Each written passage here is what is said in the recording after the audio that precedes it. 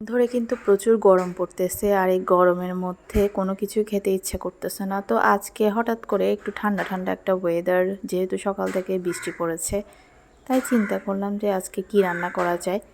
আর আজকে করে ফেললাম সবার জন্য খিচুড়ি। যেহেতু ঠান্ডা ওয়েদারে কিন্তু খিচুড়িটা খেতে অনেক বেশি ভালো লাগে, বিশেষ করে বৃষ্টির দিনে। তো এদিকে করলাম খিচুড়ি আর এদিকে করলাম একদম ঝাল ঝাল করে রান্না করেছি।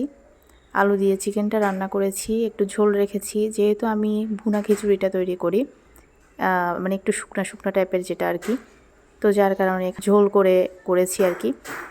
এই যে এখন সাজিয়ে নিচ্ছি আমার ছেলের জন্য। আমার ছেলে যেহেতু প্রচুর খিদা লেগেছে বলল, তো যার কারণে ওর জন্যই সাজিয়ে নিয়েছি।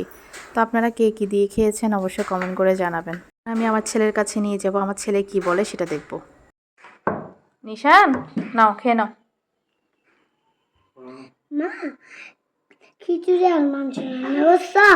হ্যাঁ, আজকে তোমার জন্য খিচুড়ি আর মাংস রান্না করছি। খেয়ে বলো কেমন হয়েছে।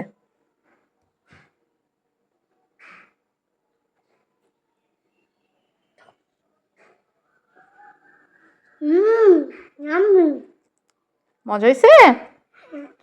ঠিক আছে, তাহলে খেয়ে নাও। কেমন?